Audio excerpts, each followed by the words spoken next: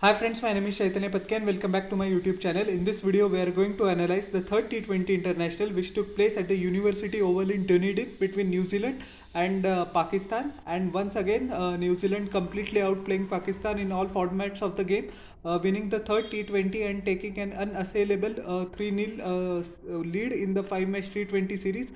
This game, New Zealand won by 45 runs, very comprehensive victory, and the player of the match for his magnificent 137 of just 62 deliveries went to Finn Allen. He scored at a strike rate in excess of 220, one of the greatest innings you would ever see in international cricket and by a New Zealand player. As you know, that since the past year, Finn Allen has blown hot and blown cold. Sometimes he gives very good performances, sometimes he doesn't even open his account or just couldn't convert his starts. But this game, the full force of Finn Allen came through, and the Pakistani bowlers bore the brunt of it. I think this will cement Finn Allen's place, and any doubts there were that they were going to replace Finn Allen with Tim Seifert in the media circles in New Zealand are squashed. And yeah, this is the greatest innings Finn Allen has played till now in his career, and most probably the most important one. So he scored 162 of 37 of 62 deliveries, 16 massive sixes. He started off with couple of sixes of Shaheen Shah Afridi, and the ball went over deep square leg at the banks. He hammered Haris Rauf for a couple of three sixes, two boundaries, one was a wide, I think, yeah, for 30 runs in the sixth or seventh over, which completely decimated the confidence of the Pakistani bowlers. And the world renowned fast bowling factory of Pakistan actually has not turned up either in the series against Australia nor in this series, unfortunately. The pace of Shaheen Shah Afridi has gone drastically down from 145 plus to actually hovering around 132 or 133. And the biggest joke actually was told by Umar Gul at the before the start of the game. He said that we are extremely happy with the way Haris Rauf is progressing, and whatever plans we have given to him, he's actually executing it to the hilt, and we are satisfied with his performance.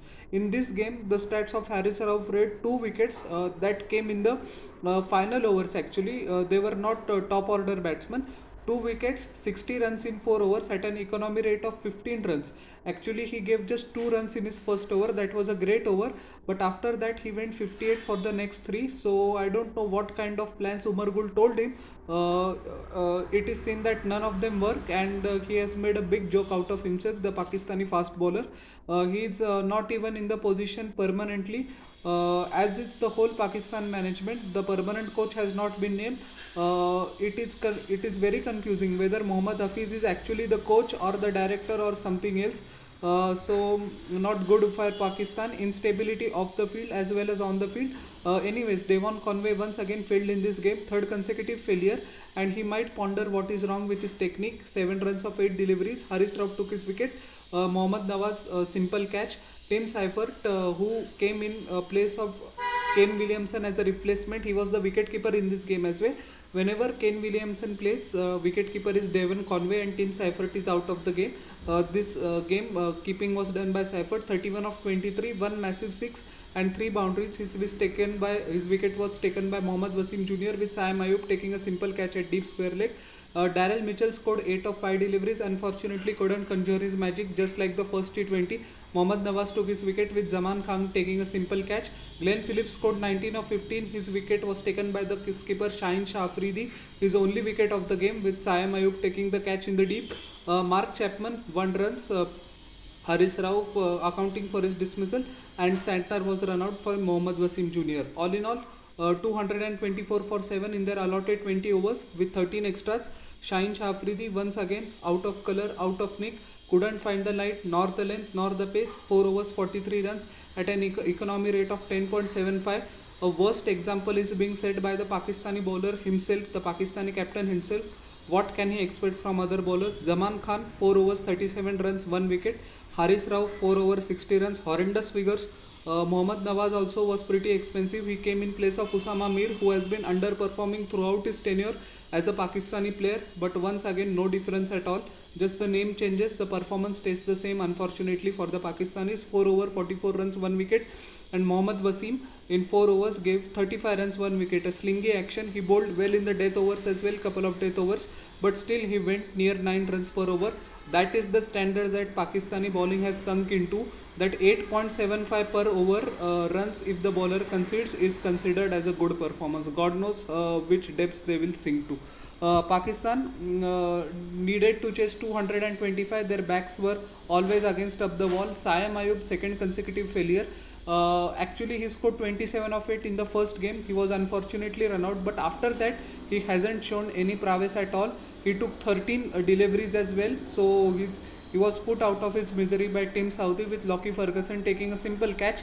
Mohammad Rizwan scored 24, but he also took 20 deliveries. Not an ideal situation at all. He hit couple of sixes though, but it didn't matter in the end. Mitchell Santner, the New Zealand skipper, took his wicket, with Tim Seifert taking a sharp catch behind the wickets. Babar Azam's third consecutive half century.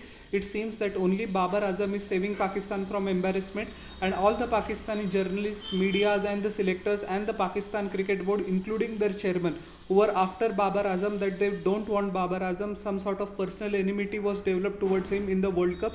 An agenda and campaign was set up against Babar Azam, and he has been shutting up their mouths ever since.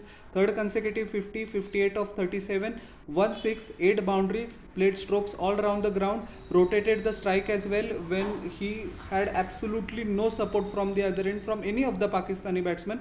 And Salman Butt, the former Pakistan captain, said correctly that all the remaining 10 Pakistani players should give a part of their salary to Babar Azam, because actually he's carrying them through.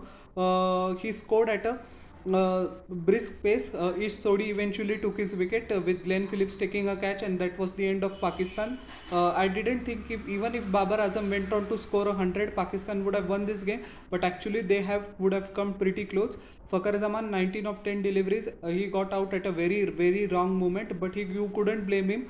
The run rate was climbing up, so he needed to play shots at every delivery. He perished in the deep to Mitchell Santner taking a simple catch of Lockie Ferguson, who was returning to international cricket after a long time. Good outing for him as well. Azam Khan, the third consecutive failure. The knives will be out. 10 of 7 deliveries with just 1 6. Matt Henry took his wicket, with Glenn Phillips taking the catch. Iftikhar Ahmed won. He was run out of Mitchell Santner. Horrendous misunderstanding there. Mohammad Nawaz actually stuck couple of lusty blows towards the end. 2 sixes, 2 boundaries, 28 of just 15 deliveries at a strike rate in excess of 185, but it came all too little too late. Once again, Tim Southee taking a wicket wide outside the off stump. Mohammad Nawaz tried to stash it under edge. Simple catch to the wicketkeeper Tim Seifert. Shaheen Shah Afridi also stuck a 6, but it was to no avail. 16 of 11 deliveries, he was not out, and Mohammad Wasim Jr. was not out for 1. So Pakistan could only finish with 179 for 7 in their allotted 20 overs with 12 extras. Tim Southee once again proving his experience, bringing it worth to the table. I beg your pardon. 4 overs, 29 runs, 2 wickets. Matt Henry was pretty expensive in this game, but somewhere down the line such off days happen. 4 overs, 51 runs, 1 wicket. Lockie Ferguson's return to international cricket was a success after a small injury layoff. 4 over, 27 run, 1 wicket. Santner also bowled stump to stump. Mitchell Santner and Akshar Patel are actually exactly the same kind of bowlers. They tend to use the crease pretty well. Ball at different speeds, which confuse the batsman. Not much turn on offer either on both of them, but they keep the ball stump to stump, which always forces the batsman to do something extra. Ish Sodhi was expensive, but he actually took the wicket of Babar Azam, who was looking very threatening for New Zealand's chances. 4 overs, 38 runs, 1 wicket were his figures. So all in all, a disastrous tour for Pakistan of New Zealand, of Australia, and now New Zealand. And I don't understand the logic of Shaheen Shah Afridi trying to pick up bowling every time he wins the toss. Next time they can think of batting first. They are losing either way. Let's see what happens in the fourth T20. So how did you like my analysis of the third T20? Please tell me in the comment section below, and don't forget to like, share and subscribe to my channel, and press the bell icon for further notifications. We'll meet in the next video. Till then everyone, bye.